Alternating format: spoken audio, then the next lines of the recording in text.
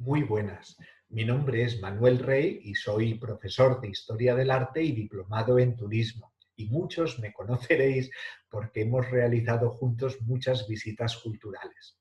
A otros quizá os suene mi cara como cantante de copla porque también he tenido la oportunidad de actuar para vosotros en varias ocasiones en la Semana del Mayor de Carabanchel.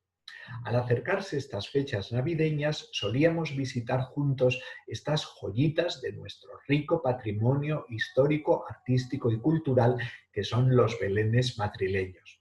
Este año, debido al estado de pandemia, no podemos hacerlo físicamente, pero sí virtualmente. Y vamos a aprovechar para dar una pequeña conferencia que nos hable de la historia, de las curiosidades, del desarrollo y con la que visitaremos algunos de los belenes madrileños más singulares. Antes de comenzar, quiero desearos a todos que estéis perfectamente al igual que vuestros seres queridos. Y si me permitís un momentito, vamos a buscar unas imágenes para ilustrar este recorrido por los belenes madrileños.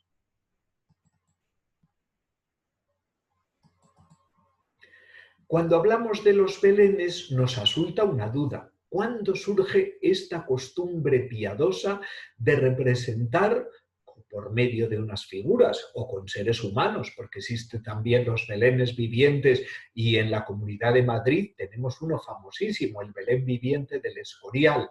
Pues hay una fecha y un lugar concreto, en la Nochebuena del año 1223 en la ciudad italiana de Greccio.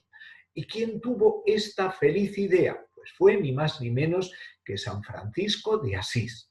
Sabéis que San Francisco de Asís fue un santo especialmente querido y venerado a lo largo de la historia de la Iglesia Católica. No en vano, nuestro Papa actual eligió el nombre de Francisco en honor del santo de Asís. Aquí podemos ver uno de los frescos con los que un pintor precursor del Renacimiento, Giotto, decoró la Basílica de Asís. Os lo he puesto porque San Francisco aparece predicando a las aves. Sabéis que San Francisco propugnaba una vuelta de la Iglesia a la pobreza y a la pureza evangélica y predicaba una hermandad universal con las aves, con el hermano Sol, con la hermana Luna, hasta con el hermano Lobo. Aquí le vemos predicando a las aves. Pero os he dicho que fue concretamente en el año 1223 durante la celebración de la misa de Nochebuena. San Francisco regresaba a Asís tras haber obtenido del Papa la aprobación de su orden y al llegar a la zona de Umbría, concretamente en la ciudad de Grizio, le pidió permiso a un noble que era poseedor de la mayoría de los terrenos de la zona, permiso para celebrar en una gruta el nacimiento de nuestro Señor Jesucristo. Así que aquí vemos la escena que se desarrolla en una gruta en la que veis que hay un improvisado altar, un baldaquino y San Francisco aparece arrodillado en primer término junto a un buey y una mula y depositando al niño Jesús en el pesebre. San Francisco pidió permiso a Juan de Greccio para representar una especie de drama sacro en el que solamente iban a estar presentes un buey y una mula reales y un pesebre vacío. Pero San Buenaventura nos cuenta que el noble Juan, junto con su séquito, cuando Francisco se arrodilló ante el pesebre, vio en él mismo un hermosísimo niño al que Francisco tomó en sus brazos y al que cunó hasta dormirle. Así que se nos habla de que en esa primera representación de un Belén estuvo presente ni más ni menos que el mismísimo niño Jesús. Por eso podéis contemplar la cara de estupefacción de los nobles mientras el resto de los hermanos están cantando. Por cierto, San Francisco situó al buey y a la mula junto al pesebre. Os lo digo porque hace unos años el Papa Benedicto XVI afirmó que según los evangelios canónicos, Mateo, Marcos, Lucas y Juan, en el nacimiento de nuestro Señor Jesucristo no estaban presentes ni el buey ni la mula y se armó una gorda. Efectivamente, el Papa Benedicto XVI tenía razón. En los evangelios canónicos no aparece, pero sí en los evangelios apócrifos y en el evangelio del nacimiento y de la infancia de Cristo de la Iglesia armenia. Pero es más, hay una cita del profeta Isaías en el que nos dice que conoce el buey a su dueño y el asno el pesebre de su amo. Israel no conoce y mi pueblo no discierne.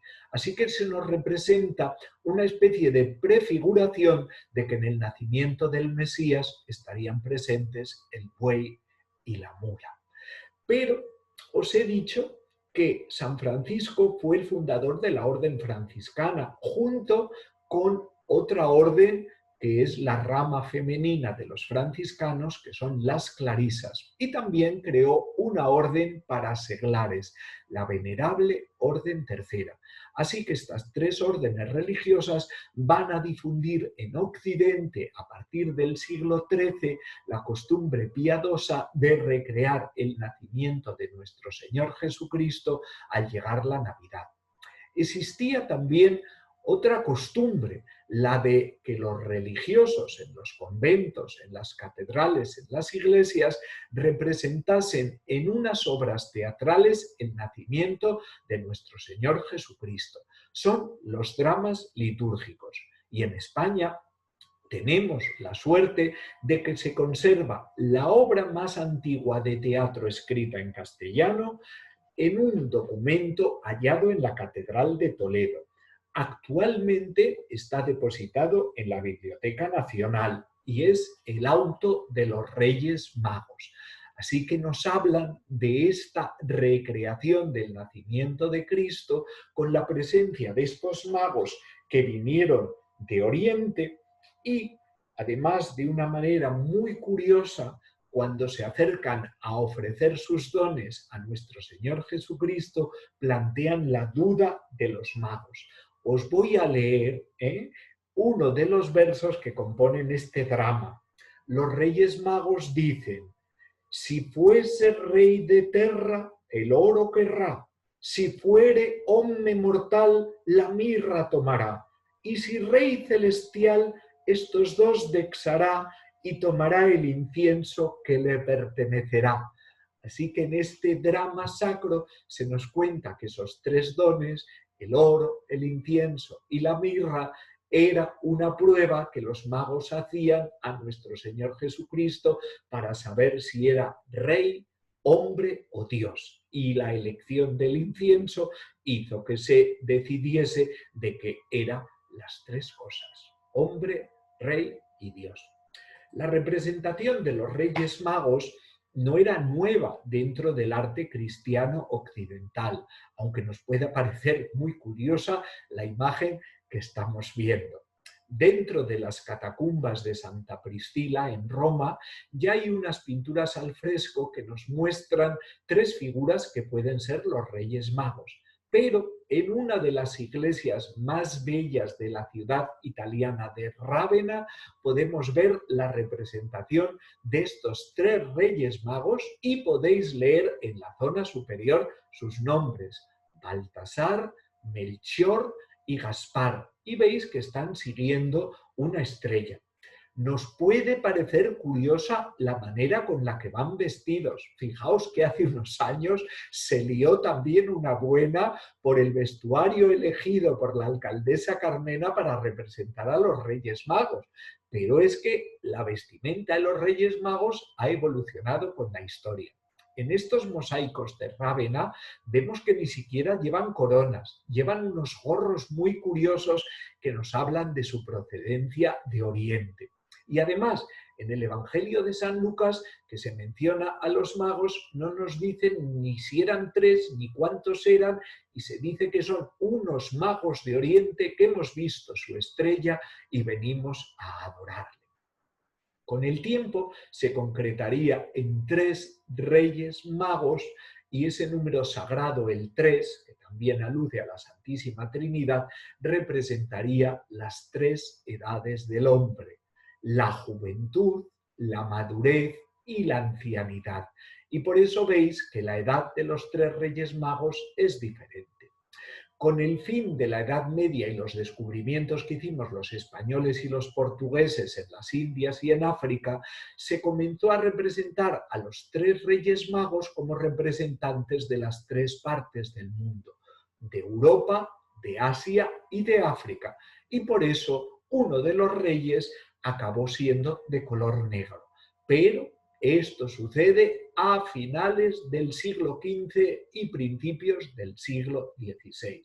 Muchos diréis, Manuel, nos estás descolocando contándonos unas cosas que a lo mejor no son tan conocidas. Y muchos me diréis, ¿y esto qué tiene que ver con la llegada de los belenes a Madrid? Estáis viendo en esta imagen uno de los templos más impresionantes de la ciudad de Madrid, la gran iglesia de San Francisco el Grande. Os la he puesto porque está construida en el lugar en el que, según la tradición, San Francisco de Asís estuvo viviendo en Madrid. Sabéis que San Francisco de Asís va a realizar varios viajes a lo largo de su vida. Peregrinó, como todo buen cristiano en la Edad Media, hasta la tumba del apóstol Santiago en Compostela.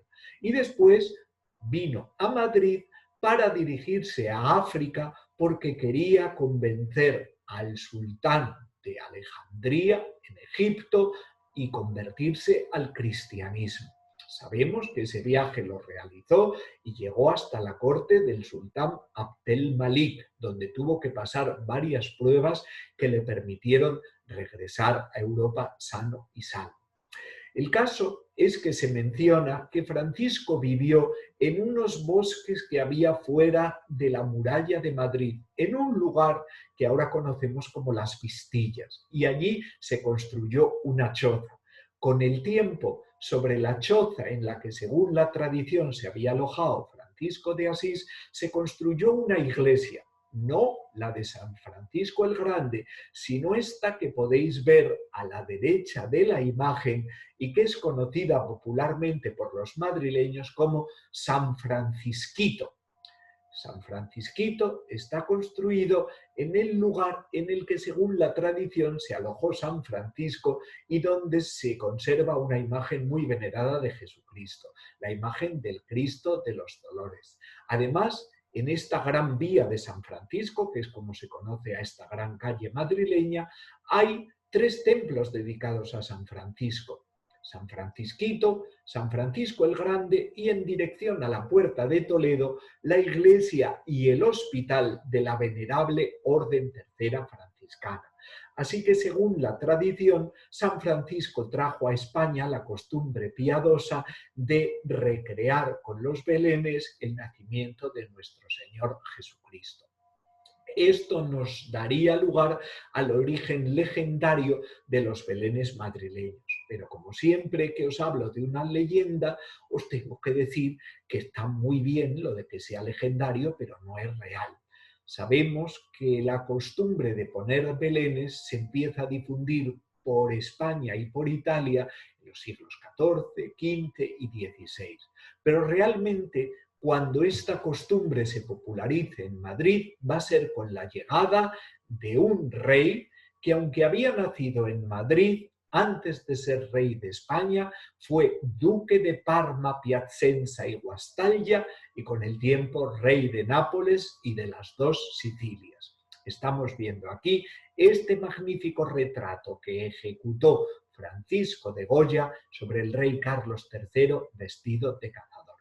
Sabéis que Carlos III con el tiempo fue uno de los reyes más queridos por los madrileños. Con el tiempo incluso se le atribuyó el nombre de El Rey Alcalde, que está basado en una comedia del teatro barroco, El mejor alcalde, el rey. Vemos aquí la cara inconfundible del rey Carlos III con uno de sus perros favoritos y con un arcabuz en la mano en las estribaciones de la sierra madrileña. Como os he dicho, antes de ser rey de España, había sido duque de Parma y rey de Nápoles, donde reinó con el nombre de Carlos VII. El rey Carlos III era el primer hijo del segundo matrimonio del rey Felipe V. Su padre se casó dos veces, primero con María Luisa Gabriela de Saboya, con la que tuvo varios hijos que reinarían con el nombre de Luis I y Fernando VI. Y con su segunda mujer, doña Isabel de Farnesio, tuvo también un buen número de hijos y el primogénito del segundo matrimonio era Carlos. Pero el problema es que sus hermanos estaban antes que él en la sucesión del trono. Pero la muerte de ambos, primero Luis, que gobernaría España unos pocos meses falleciendo de viruela, y después Fernando, que reinará con el nombre de Fernando VI, desposándose con una princesa de origen portugués, doña Bárbara de Braganza, y que murió sin descendencia. Así que Carlos III llegó a España proveniente del reino de Nápoles y de Sicilia. Llegó acompañado de su hijo primogénito, el príncipe de Asturias, Carlos, el futuro Carlos IV.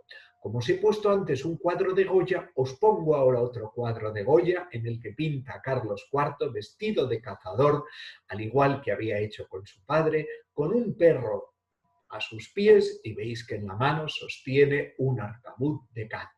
Precisamente para su hijo Carlos, el futuro Carlos IV, y otro de sus hijos, el infante don Gabriel, el rey Carlos III había encargado en Nápoles un Belén napolitano que está compuesto de más de 4.000 figuras. Con el tiempo llegó a tener casi 6.000, 5.950, entre figuras, animales, objetos, y que causaron la estupefacción de la corte y del pueblo madrileño cuando se expuso por primera vez en el año 1759.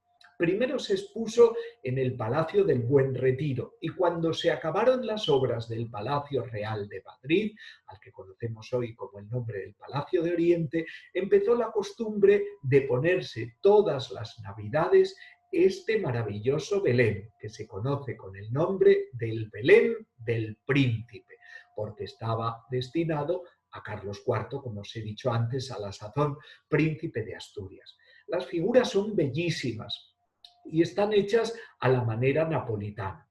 Las figuras napolitanas se componen de una manera muy curiosa. La cabeza se hace en barro, en terracota, las manos y los pies de madera, y el cuerpo es un maniquí que se hace con alambres forrados de estopa, lo que permite que los cuerpos sean articulados y se les puedan poner estas bellísimas vestimentas que se confeccionaban con sedas y con pasamanería de oro, galones de plata y con perlitas de aljófar.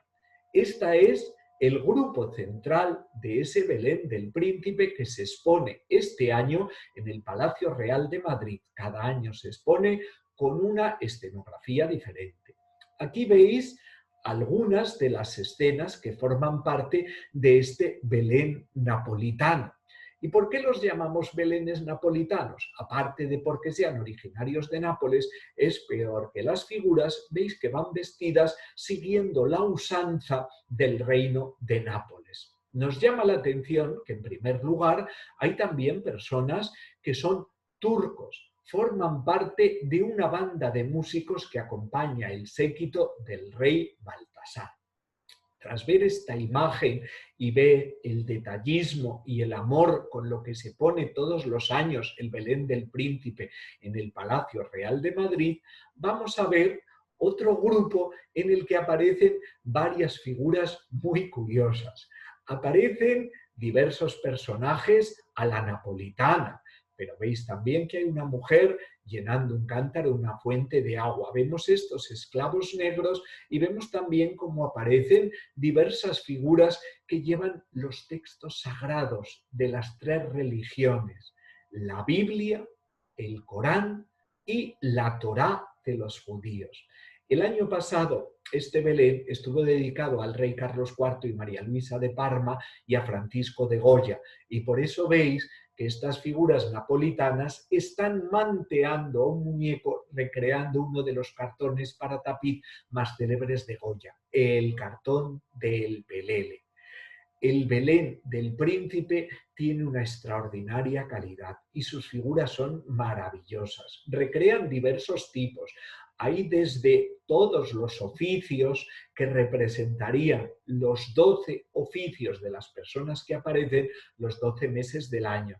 Pero hay algunos de una singular belleza, como este vendedor de mariposas que está exhibiendo su mercancía ante la mirada atónita de un napolitano. Este bellísimo Belén se puede visitar en el Palacio Real de Madrid. Aquí vemos otro de los grupos que forman parte de ese Belén del Príncipe, en el que vemos precisamente a esos esclavos negros que forman la comitiva del rey Baltasar y que son de lo más curioso.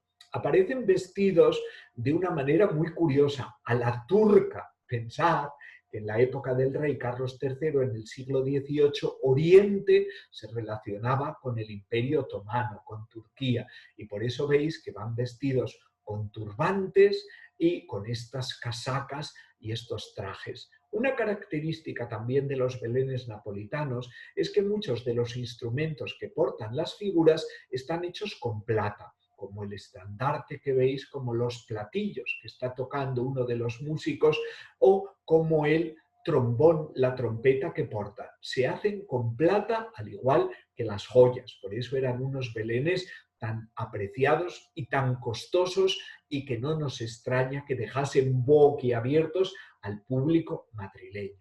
Como os he dicho, cada año el rey Carlos III encargaba más y más figuras y tras ver estas figuras que vinieron de Nápoles, vamos a ver algunas muy curiosas, porque tras instalarse en la corte se van a ir añadiendo grupos anualmente y van a trabajar los mejores escultores de España al servicio del rey. José Esteve y también el alicantino José Ginés, nacido en Polop.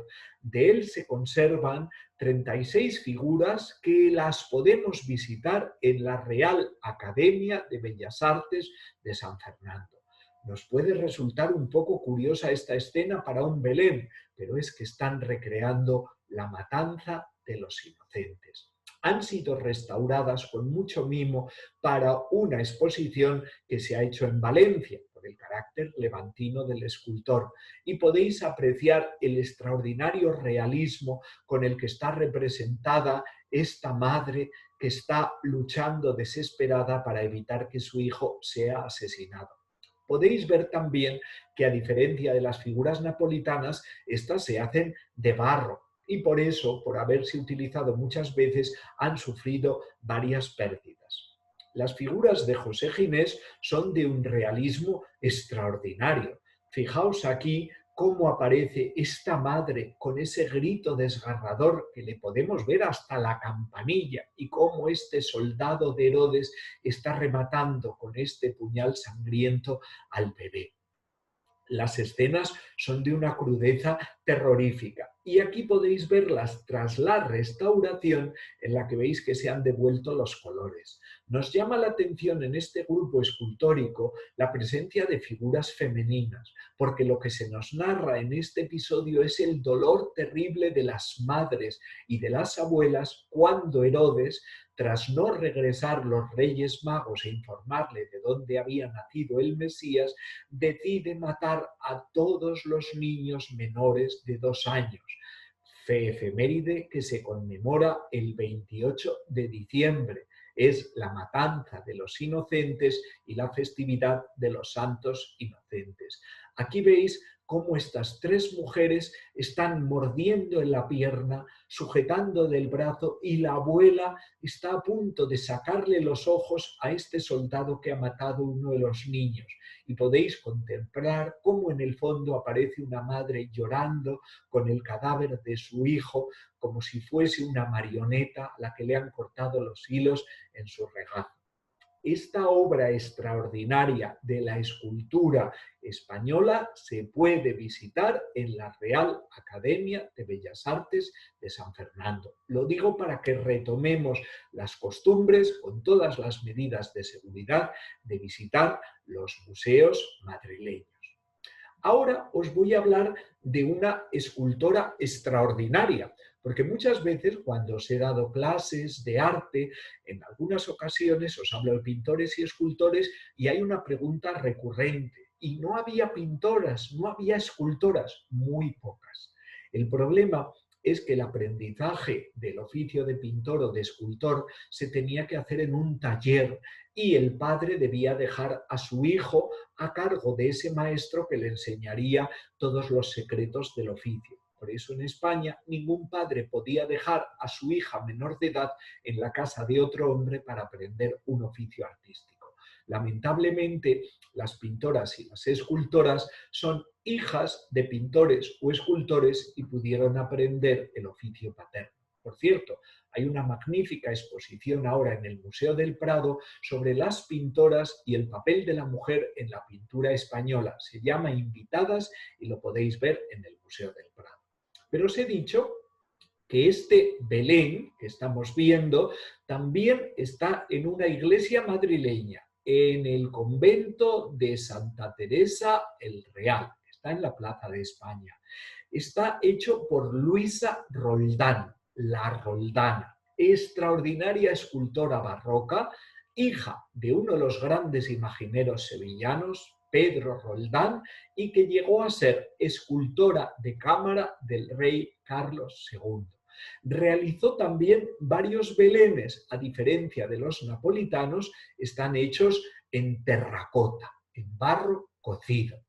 Este se descubrió hace unos años porque no se sabía su autoría y por comparación de otro extraordinario de Belén, de la Roldana, propiedad de la Diputación Provincial de Guadalajara y que se puede ver en el Palacio del Infantado, se llegó a la conclusión de que era la misma artista y tras someterle a una laboriosa restauración se han recuperado los colores originales. Fijaos el detallismo extraordinario que tiene la figura de la Virgen María, del niño, de San José, del buey, dices, ¿y la mula? No aparece. Sabéis que en los evangelios apócrifos se narra que nuestro Señor Jesucristo tenía frío en el pesebre y el buey se acercó para calentarle con el vaho de su hocico. En cambio, la mula se retiró a lo hondo del pesebre y por eso Dios la castigó haciéndola estéril. Eso es lo que nos contaban nuestras abuelas y, como os he dicho, están sacados de los evangelios apócrifos. ¿Veis la belleza del rostro de María, la dulzura con que San José mira a ese hijo que él va a tomar como suyo y el rostro de los pastores que están hechos con un primor extraordinario? También tenemos otro escultor que, aunque no está en Madrid, pues no me he resistido a dejar de mencionaros. Estoy hablando concretamente del murciano Francisco Salzillo. Salzillo es uno de los grandes imagineros del siglo XVIII y es nuestro gran escultor del final del barroco. Creó un Belén bellísimo que tiene casi 500 figuras y que se puede contemplar en el Museo de Salzillo en Murcia. En esta ocasión veis cómo Salzillo lo que hace es utilizar la madera policromada. Tras policromarla se daba pan de oro y después se arañaba el pan de oro y la pintura para sacar esos brillos. Es la técnica que se conoce con el nombre de estofado. Este Belén, que como os he dicho se puede visitar en el Museo Salzillo de Murcia, nos muestra a San José y a la Virgen María en primer plano, pero si os dais cuenta son dos ángeles los que están cambiando los pañales de nuestro Señor Jesucristo. Es un Belén precioso y que estuvo expuesto en Madrid en 2 ocasiones, pero si queremos verlo hay que desplazarse a Murcia. Tras este Belén de Salzillo, vamos a ver uno de los belenes más extraordinarios y más desconocidos de Madrid. Es el Belén de coral de plata, bronce y esmaltes del monasterio de las Descalzas Reales. Esta obra extraordinaria que conserva el monasterio de las Descalzas Reales es más antiguo que todos los que hemos visto hasta este momento. Fue un regalo de la ciudad de Trapani, que está en el reino de Nápoles y Sicilia, y que era el mayor centro productor de coral del Mediterráneo. Todas las figuras del Belén están hechas en coral y por eso podéis ver tanto a la Virgen como a San José, como al niño, como a los pastores, como a esas ramas de árboles que están hechos con coral. El precio es incalculable y además todas las estructuras que sujetan el nacimiento están hechas en plata, en bronce dorado con oro fino y también en esmaltes de color verde. Es muy curioso porque los árboles que podéis ver que están sobre la gruta donde tuvo lugar el nacimiento de nuestro Señor Jesucristo tienen manzanas de oro y también aparecen las bayas rojas del acebo que florece cuando llega la Navidad. No sabemos muy bien cómo llegó este extraordinario Belén al convento de las Descalzas Reales, pero pensamos que si fue un regalo que se hizo a Felipe II, el convento de las Descalzas Reales fue fundado por la infanta doña Juana de Austria, hija del emperador Carlos I de España y V de Alemania, esposa del rey don Juan Manuel de Portugal, y al quedarse viuda vino a Madrid donde fundó el convento de las Descalzas Reales. Con toda probabilidad sería un regalo de su hermano Felipe, que la amó tiernamente. Hay una cosa curiosa, porque nos llama la atención que normalmente para representar el nacimiento de nuestro Señor Jesucristo se utiliza una gruta, un pesebre o un edificio desvencijado. En el arte italiano podéis ver que muchas veces se cobija en el interior de un edificio en ruinas, pero de aspecto palaciego. Tiene un simbolismo. Se creía que si Cristo había ido a empadronarse a Belén, siendo Quirino gobernador de Judea, se ordenó hacer un censo en el Imperio Romano y se mandó que todos fuesen a empadronarse. Así que José y María encinta fueron a Belén, a la ciudad de David.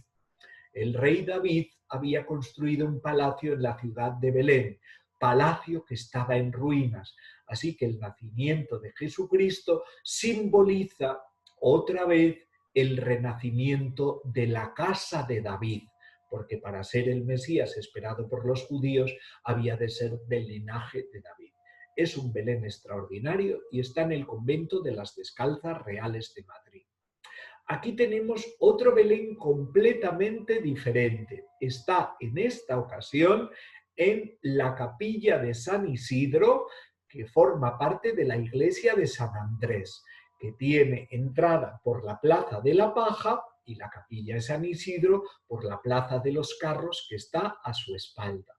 Es un Belén napolitano del siglo XVIII y la peculiaridad que tiene es que todas las figuras están hechas de marfil.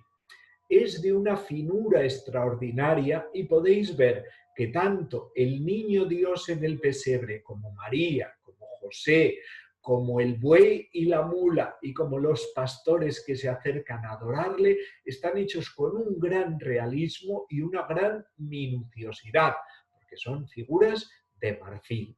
Aquí veis que uno de los pastores está tocando una gaita, porque era un instrumento que se consideraba un instrumento eminentemente pastoril. Y aquí vemos otro de los pastores que viene cargado para llevar sus ofrendas al niño.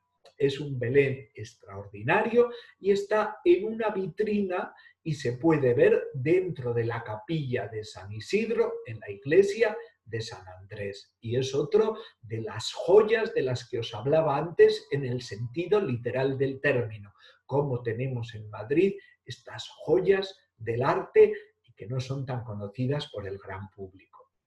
Vamos a ver ahora otro Belén muy curioso que está en un convento de clausura precioso, el convento de las Carboneras.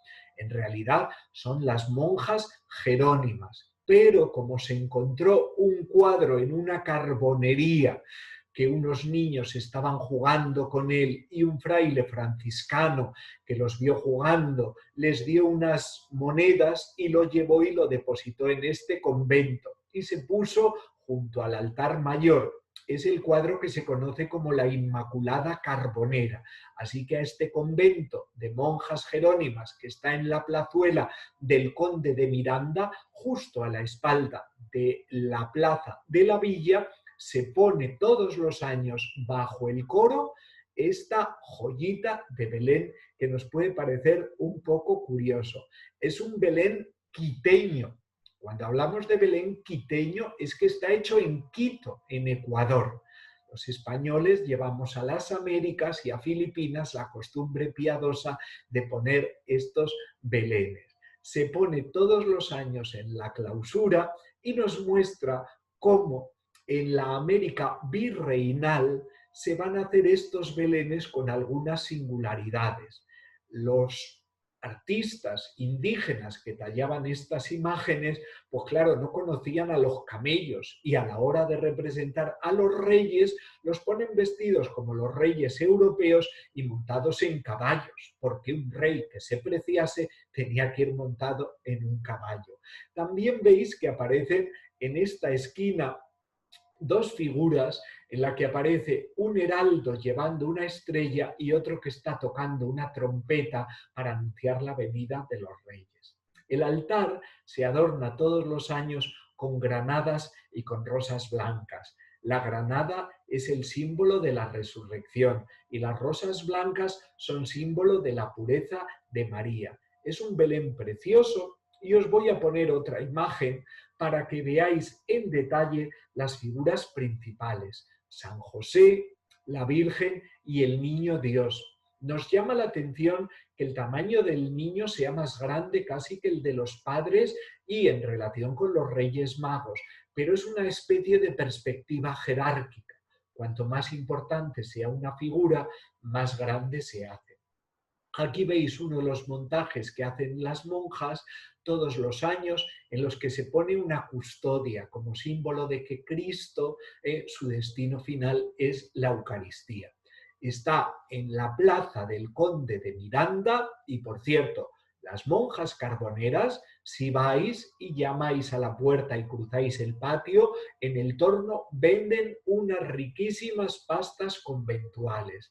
Es un Belén que no es tan conocido por el gran público y que os recomiendo encarecidamente que lo visitéis.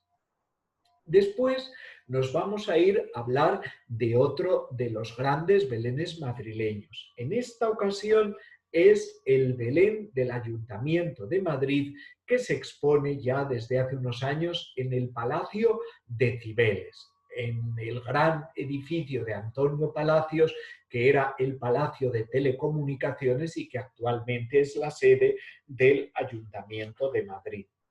En esta ocasión, este Belén es contemporáneo.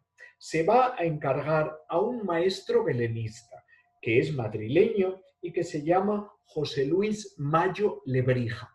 Es uno de los grandes artistas contemporáneos de la confección de belenes y es madrileño y tuvo su primer taller en Algete y después se instaló en Leganés. Desde su taller de Leganés han salido belenes como el del ayuntamiento, pero también para Francia, para Italia, y es uno de los grandes artistas contemporáneos de la talla de belenes. Por cierto, cuando se representan los belenes, que como ya os he dicho tienen varios nombres, misterio, pesebre, portal, Belén, se pueden hacer de manera abierta o también se pueden hacer de manera cerrada, en urnas o escaparates. Así que el ayuntamiento de la villa está abierto y en cambio el de la comunidad de este año por motivos de salud está en un recinto cerrado pero expuesto al aire libre. En esta escena vemos cómo aparecen esos pastores que fueron a adorar al niño Dios. Está hecho con un extraordinario realismo y vemos una costumbre presente en los belenes desde hace unos cuantos años de recrear fielmente en los ropajes y en las casas a los paisajes de Palestina, de Tierra Santa. Podéis ver aquí el Belén de la Comunidad de Madrid. El Belén de la Comunidad de Madrid es otra obra extraordinaria del belenismo y también tiene varios autores. Se va a encargar el grupo El Nacimiento al mismo maestro, a José Luis Mayo Lebrija, pero también cuenta con otras figuras más antiguas que estaban hechas en Olot. Olot, en Girona, es uno de los centros productores de belenes más importantes de España a finales del siglo XIX y principios del siglo XX.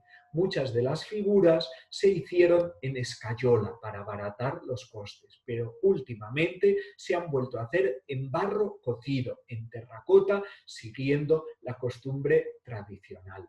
Aquí veis cómo estamos presenciando el momento en que esos tres magos llegados de Oriente se presentan ante el Niño Dios para hacerle esa ofrenda de oro, incienso y mirra.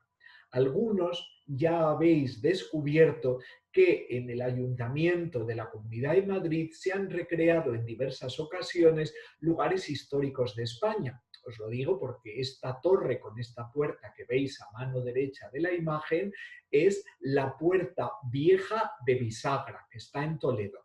No la puerta de bisagra grande que está en la entrada de Toledo, sino la que está a la derecha, la puerta vieja de bisagra. Y tenemos que deciros que la práctica de los belenes pues va a surgir de una manera popular, porque si hemos visto que los belenes son al principio de origen aristocrático y que va a haber también otros belenes de tipo popular. Los belenes aristocráticos se recreaban grandes escenografías. En los belenes populares, pues las casas se hacían con corcho, con musgo. ¡Ojo! Que en la Comunidad de Madrid está prohibido actualmente coger musgo, coger hongos, líquenes o acebo. ¿Por qué? Hombre, pues porque deterioramos los ecosistemas y la gente, si se va al campo y corta estas plantas para ponerlas en el Belén, pues realmente estamos destrozando nuestros paisajes. Lo recomendable es que se compre el que está debidamente autorizado y hay un lugar en Madrid en el que desde finales del siglo XIX se compran todos estos artículos navideños. Tenemos la referencia que cerca de la iglesia La Santa Cruz desde el siglo XVII había un mercado en Navidad donde se vendían pavos, panderetas, zambombas y figuras para los belenes. El Ayuntamiento de Madrid decidió que en el siglo XIX se trasladase ese mercado a la Plaza Mayor de Madrid. Desde entonces, en esas casetas, los madrileños hemos comprado esas figuritas con las que rellenar las lagunas de nuestro portal de Belén y también tiene una sección de artículos de broma. Os lo comento porque era una práctica habitual de que todos acudiésemos precisamente a ese mercado navideño en estas fechas. Este año se ha reducido el número de casetas y como veis en esta fotografía, todas las personas que van andan debidamente cubiertas con la mascarilla. Os quiero pedir un favor, que es que os cuidéis mucho y quiero despedir esta presentación con un villancico navideño. Así que me despido de todos vosotros diciéndoos lo siguiente. La Virgen y San José y la estrella que más brilla le ha pedido a los pastores que se pongan mascarilla. Tose y estornuda siempre con cuidado, que no me contagies al pastor de al lado. Y con este villancico me quiero despedir de todos vosotros. Os deseo que paséis unas felices Navidades y por favor, cuidaos mucho. Así que esperemos a que todo esto pase para que podamos retomar estas actividades y espero que hayáis disfrutado de esta visita y esta historia de los portales de Belén madrileños.